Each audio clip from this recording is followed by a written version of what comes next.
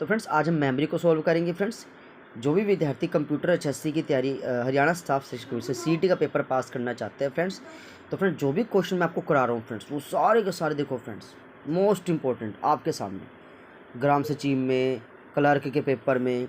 ठीक है फ्रेंड्स, तो इस किताब में से फ्रेंड्स आपको वही क्वेश्चन मिलेंगे जो पेपर में जिसके आने के चांस 100% है फ्रेंड्स। मैं ये भी 99 भी नहीं बोलूँगा, 100% है फ्रेंड्स। ठीक है, चलिए फ्रेंड्स क्वेश्चन स्टार्ट करते हैं। भंडार की सबसे छोटी इकाई बिट होती है। बिट भंडार की सबसे छोटी इकाई होती है। यह 0 और 1 को स्टोर रखने में सक्षम होती है। कंप्यूटर में डेटा 0 तथा 1 की श्रृंखला में स्टोर होता है। भंडारण की मानक इकाई क्या है, स्टैंडर्ड यूनिट क्या है, तो वो फ्रेंड्स आपके पास होगी बाइट। एक बाइट में 8 बिट होते हैं। 1 टेराबाइट कितने मेगाबाइट के बराबर होता है, तो ये आपका आएगा 2 की पावर 20 मेगाबाइट। क्या कहते हैं, 2 की पावर 20 मेगाबाइट इसका करेक्ट आंसर है। एक बार आप पढ़ लीजिए, देखिए 1 टेराबाइट 1024 गीगाबाइट, 1 गीगाबाइट 1024 मेगाबाइट, और एक टीबी यानी 2 की पावर 10 जीबी, और 1 टीबी 2 की पावर 10 फिर 1024 एमबी। अगर फ्रेंड्स आप जीबी लिखोगे तो 2 की पावर 10 लगाना पड़ेगा। अगर आप एमबी लिखोगे तो 2 की पावर 10 आपको और ब्रैकेट में 1024 एमबी लिखना पड़ेगा।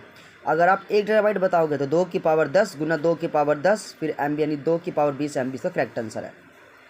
1 जीबी में कितने बाइट्स होते हैं, तो 1024 की पावर 3, क्योंकि फ्रेंड्स ये 1 जीबी में ना बाइट्स पूछ रहा है, तो 1024 और उसकी पावर 3। क्या है फ्रेंड्स, 1024 की पावर 3।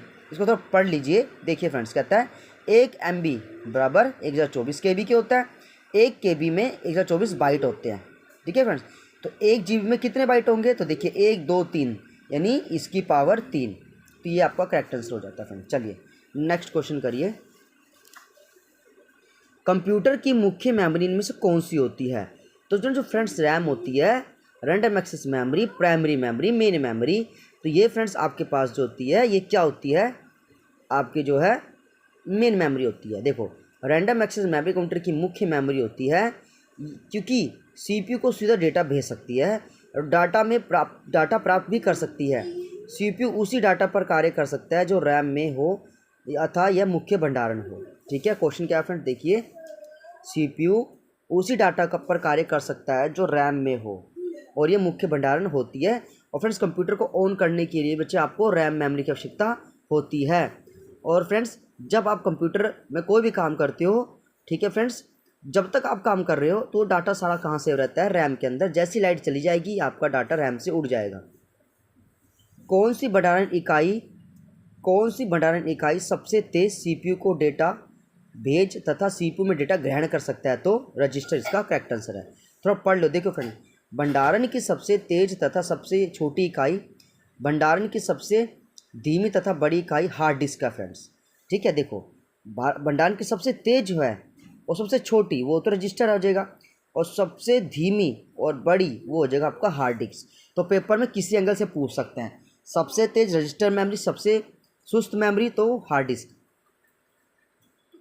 प्राथमिक भंडारण के बारे में कौन सा कथन सही है, तो यह सीपीयू से सीधे जुड़ता है। ठीक है फ्रेंड्स, तो प्राइमरी मेमोरी के बारे में क्या है, तो आपको बताना यह सीपीयू से सीधे जुड़ता है। नेक्स्ट क्वेश्चन, प्राथमिक भंडारण सीपीयू से सीधे जुड़ता है। सीपीयू प्राथमिक भंडारण पर सीधा डेटा स्टोर कर सकता है तथा प्राथमिक भंडारण से सीधा डाटा ग्रहण कर सकता है, अन्य किसी भंडारण की सहायता के बिना।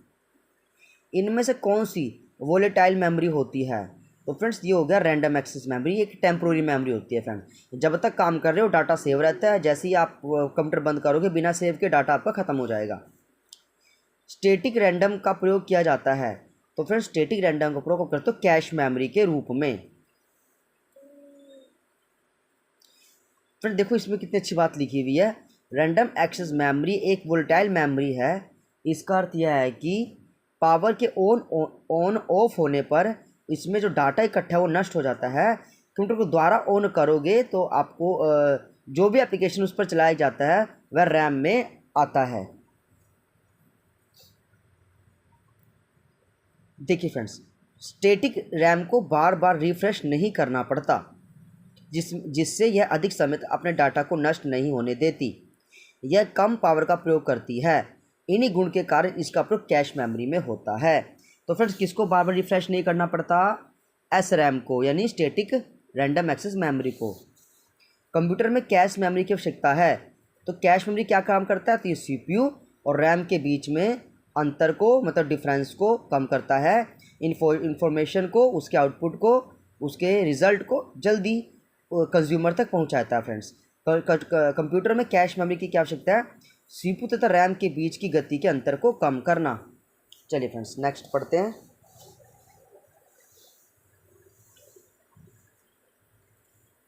देखिए फ्रेंड्स,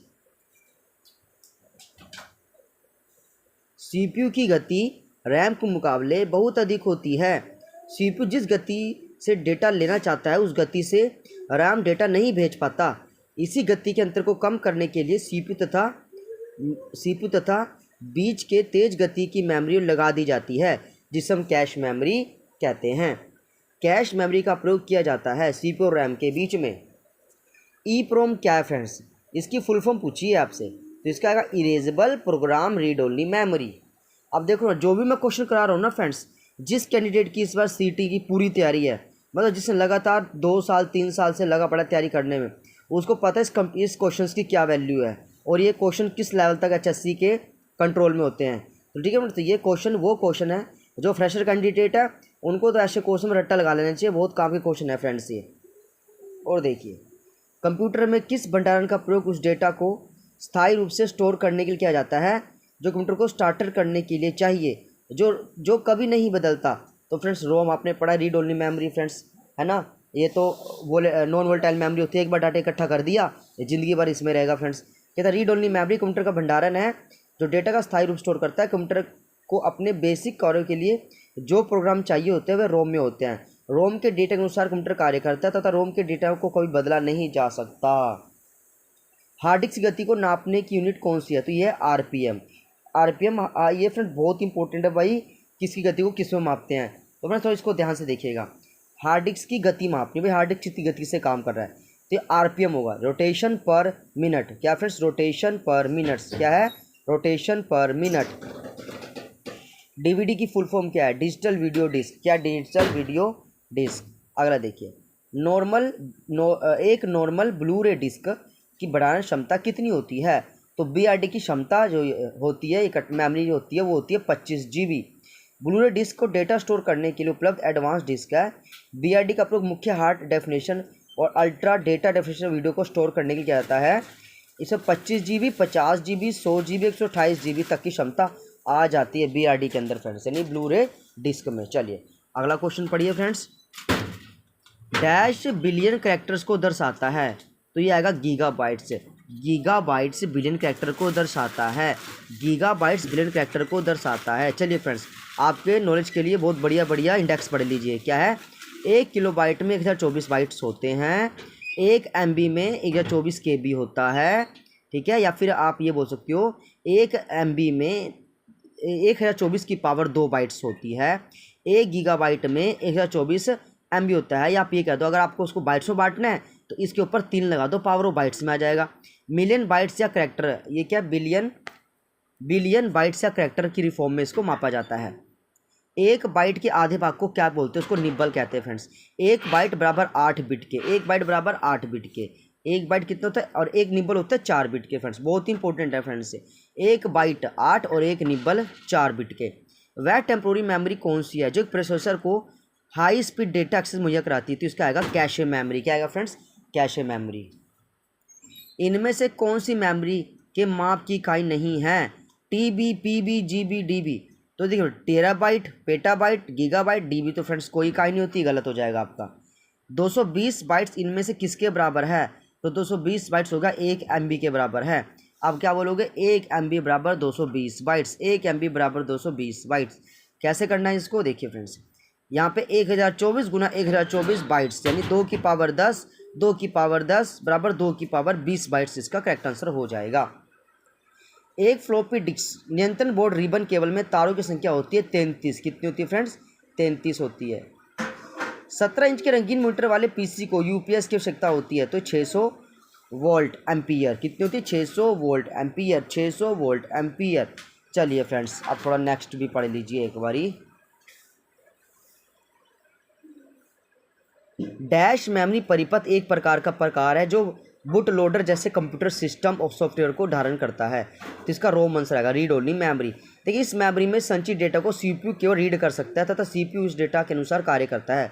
बूट लोडर की सहायता से ही ऑपरेटिंग सिस्टम मेमोरी में आता है, तभी कंप्यूटर कोई कार्य कर भी पाता है। मतलब ना जो बूट लोडर है ना, बूट लोडर बहुत इंपॉर्टेंट है। देखो बूट लोडर नया वर्ड है, थोड़ा सा इसको पढ़ते हैं। देखो कहता है इस मेमोरी में जो डाटा इकट्ठा होता है सीपीयू को रीड कर सकता है सीपीयू, तथा सीपीयू इस डेटा के अनुसार कार्य कर सकता है। अब भाई ये कहता है बूट लोडर की ही सहायता से ही बच्चे ऑपरेटिंग सिस्टम मेमोरी में आता है। तो जो हमारे पास जो ओपीएस होता है, इन ऑपरेटिंग सिस्टम जो मेमोरी होती है, उसमें जो डाटा आता है वो किसके थ्रू आता है? वो आता है बूट लोडर के थ्रू आता है। तथा तभी कंप्यूटर कोई कार्य कर सकता है। उपरोक्त सभी ऑप्शन में रोम एक ही स्थायी मेमोरी है जो बूट लोडर सिस्टम सॉफ्टवेयर को स्टोर कर सकता है। निम्नलिखित में से कौन सा गैर वोलेटाइल मेमोरी का एक उदाहरण है? तो रीड ओनली मेमोरी। क्या आंसर है? Read only memory. गैर वोलेटाइल कौन सी है? Read only memory. चलिए मुख्य स्मृति को क्या बोलते हैं? तो इसको हम प्राइमरी मेमोरी यानी प्राथमिक स्मृति भी कहते हैं फ्रेंड्स।